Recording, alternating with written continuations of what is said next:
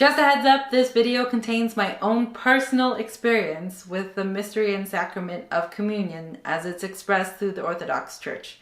I am by no means an expert. I've never gone to seminary, I've never gone to school for these things. I didn't get an MDiv or a PhD in liturgics and canon law.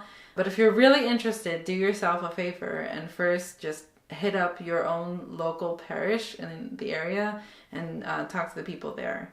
Hey there, friend! I hope this finds you well.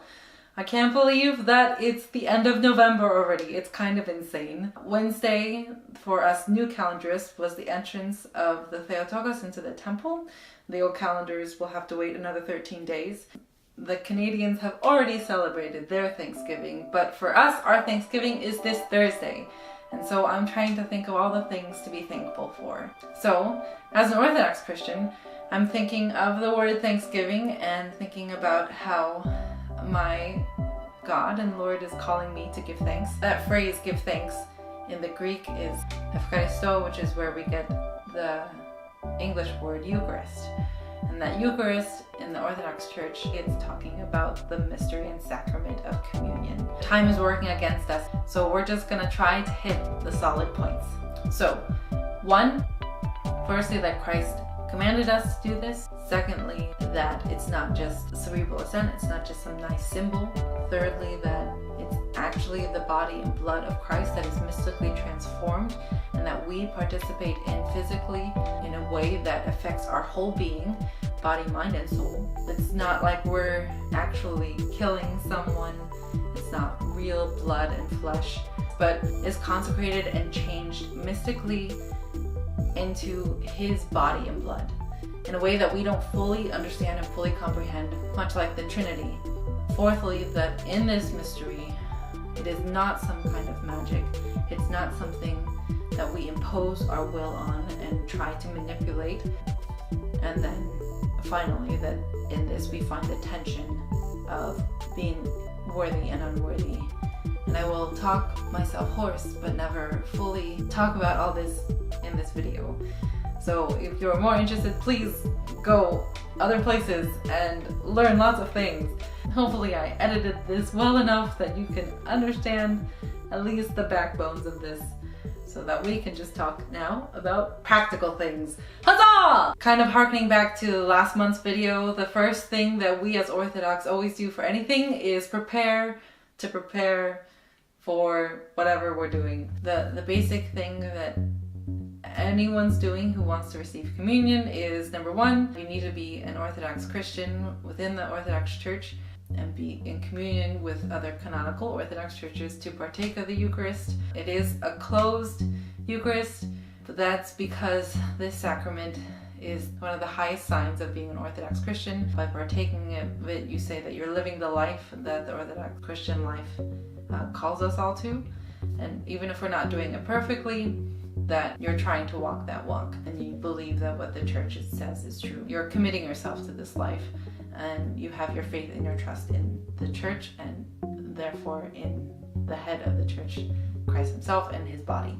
All of us are usually doing full fast before the service. That means no eating unless there's some kind of dietary restriction or some kind of medical reason that you need to eat something.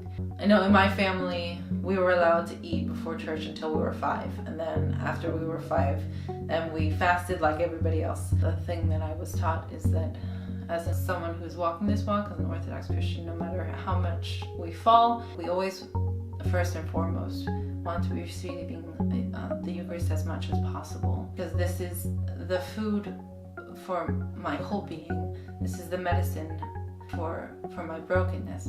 This is what carries me on and brings me further into that life. But as much as communion is offered, we want to participate in that reality.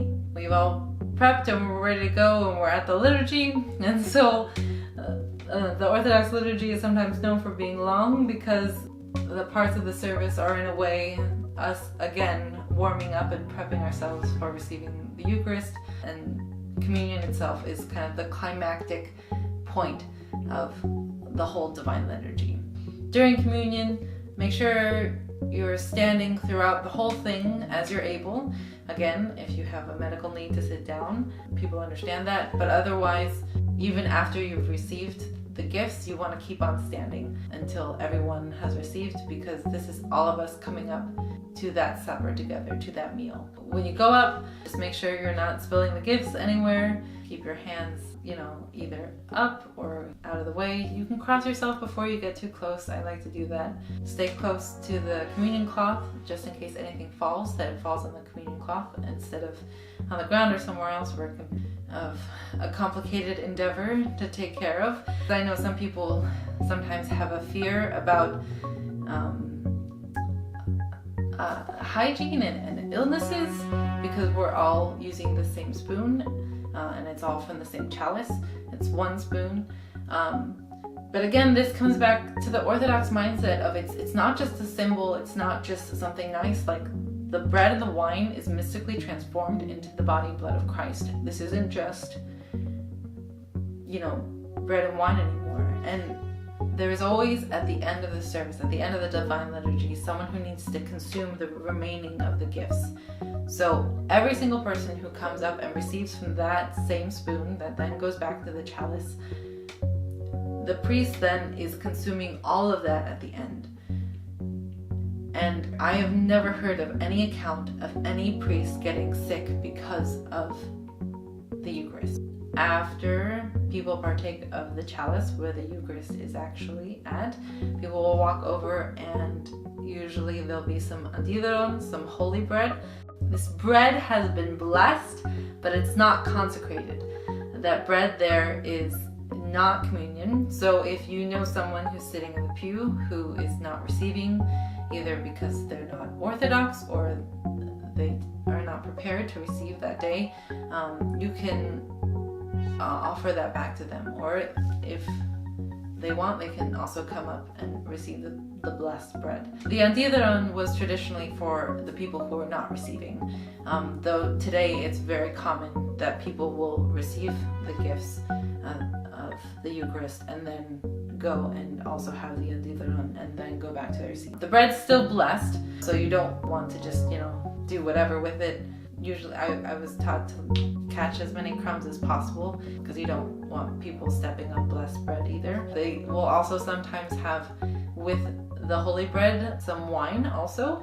And again, that's just bread and wine that's been blessed, but it's still bread and wine. It's not consecrated into the body and blood of Christ. Sometimes talked about too as a way to help wash down the rest of the gifts by having some extra bread or wine or water.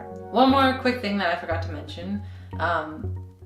As Orthodox Christians, especially in America and this global economy that we live in, if you're traveling and visiting a different parish, one thing that you can do that is super helpful to the priest who's administering the gifts is when you step up in line, before he even says the servant of God, just say your name.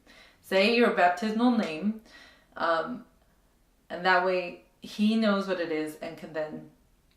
So I hope that makes you feel better prepared for going to an Orthodox liturgy and seeing what's going on. Expressions of gratitude in all the languages I've learned so far. Thank you.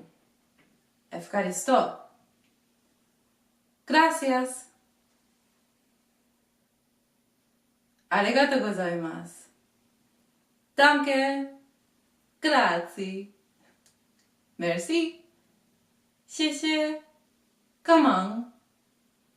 감사합니다. 고마워. Mgoi. Doje. Spasiba. Farmidelit. Sukran.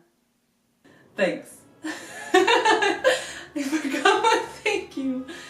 Okay, let's just keep it rolling. Keep it rolling. Keep it rolling. Yeah, this is going to be a lot of editing. That's definitely what it's going to be. I'm just going to talk to you right now. No, I can't. It's just so complicated. Right. Just so much information. Is that all I wanted to say? What is the final thing? Well, and on a lighter note, get it? I I have to condense this. So small. So small. Maybe just wait to the end. Oh, wait to the end, wait to the end, wait to the end, wait to the end. Then whatever name that you were given at your chrismation. Whatever name you were given at your chrismation. Okay, outro for the video. Yay! Do. So help your priest out. That's a good thing to do. You see how much I love you?